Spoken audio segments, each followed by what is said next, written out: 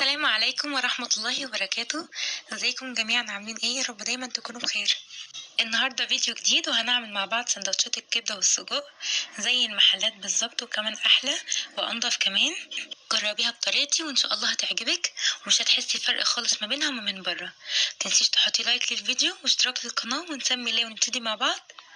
اول حاجة اقولها لكم هي المقادير اللي هستخدمها. معايا نص كيلو كبدة بلدي ونص كيلو سجق شرقي، ومعايا كام فص ثوم مفروم، وبصل متقطع مكعبات، وفلفل رومي متقطع، وممكن تضيفيله فلفل حامي، والتوابل كلها هقولها اثناء استخدامها. ومعايا دبس رمان. وبس دي كل المقادير اللي هستخدمها. كل وصفة بعملها بسيب المقادير بتاعتها في صندوق الوصف. هنسمي الله ونبتدي. اول حاجة نعملها الكبدة. حلة على النار فيها مادة دهنية، انا استخدمت الزيت، نزلت عليها بالبصل وكمان ضفت الثوم. هقلب في البصل والثوم مع بعض لحد ما يتبلوا خالص.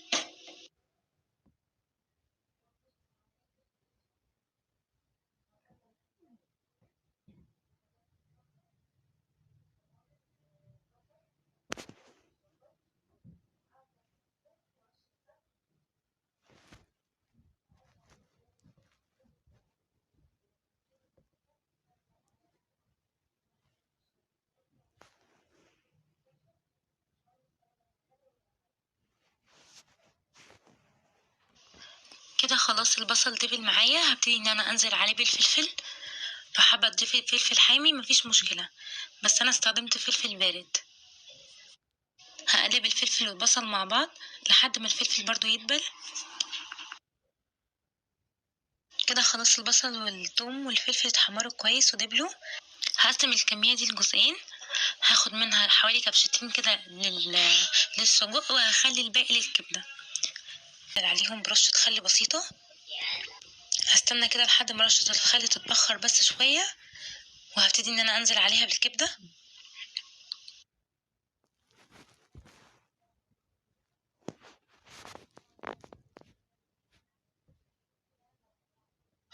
هحمر الكبده لحد ما كلها تاخد لون واحد وتبتدي انها تدخل في السوا. كده خلاص الكبده ابتدت تدخل معايا في السوا، وهبتدي ان انا اضيف لها التوابل. ضفت ربع معلقه من بهارات المشويات، بتدي لها ريحه حلوه وطعم حلو، ونص معلقه من السبع بهارات، ومعلقه كزبره، وربع معلقه فلفل اسود، ومعلقه كمون، وحطيت نص معلقه صغيره ملح. المقادير كلها باخدها بالمعلقه الصغيره. هبتدي اقلب كل التوابل مع الكبده، وهضيف لها نص كوبايه ميه. كمان هضيف لها حوالي معلقتين دبس رمان، بيخلي طعمها حلو جدا. هقلب كل المقادير في بعضها وهغطيها تكمل سواها 5 دقايق بالظبط، وهطفي عليها. وكده ما شاء الله خلاص الكبده خلصت. هبتدي ان انا اجهز السجق. حله على النار، ضفت فيها معلقتين كده زيت، وحطيت فيها الكبشتين الخلطه اللي احنا كنا عاملينها في اول الفيديو، بصل مع الفلفل مع الثوم. انا ما حبيتش اقعد اعمل وقال لي كذا مره، هي قلت هعملهم مره واحده واخد بس كبشتين.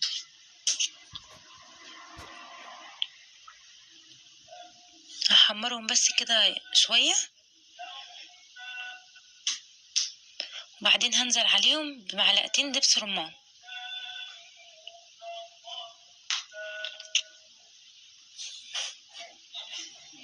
هقلب فيهم كده شويه، هخليهم هنا يكملوا تحمير. كده خلاص وصلوا للدرجه اللي انا عايزاهم يتحمروا فيها. هبتدي ان انا اضيف لهم السجق. عاوزه تقطعيه حتت صغيره مفيش مشكله، بس انا حبيت ان اضيفه سليم عشان اللحمه المفرومه اللي جواه ما تطلعش منه. هرصه جنب بعضه وهغطي عليه شويه. كده خلاص نزل الميه اللي بتكون موجوده فيه، وكمان ضفت له معلقه من الصلصه. انا بغطيه شويه عشان قبل ما احط له الصلصه، يعني عشان ينزل كل الدهون اللي فيه او الميات الزياده اللي بتكون فيه. دلوقتي انا هضيف له التوابل. انا ضفت نص معلقه كزبره ونص معلقه كمون، وبس كده. مش هضيف اي توابل ولا ملح ولا اي حاجه. هو بيكون متملح وفيه جميع التوابل، وبيكون ما شاء الله مظبوط. حضرتك برضو ذوقيه، عجبك الملح بتاعه تمام، حسيتي انه عايزه ملح تاني ضيفي، مفيش مشكله، بس انا كنت حابه ان هو يبقى منه فيه كده. وغطيت عليه وسبته كده يغلي مع بعضه لحد ما شاء الله الصلصه اللي انا معلقه الصلصه اللي حطيتها فيه اتسبكت. وكده خلاص خلصته بألف هنا ما شاء الله، طعمه جميل وريحته جميله. هبتدي ان انا اجهز السندوتشات بتاعتي، وهبتدي ان انا ارص الكبده وهرص السجق. انا عشان السندوتشات بتاعتي والحاجات تتقدم كلها تكون سخنه، كنت مجهزه السندوتشات مفتحاها الاول قبل ما ابتدي الاكل خالص او قبل ما اعمل اي حاجه، عشان مجرد ما اعمل الحاجات اروح معبيه السندوتشات على طول واقدمها سخنه.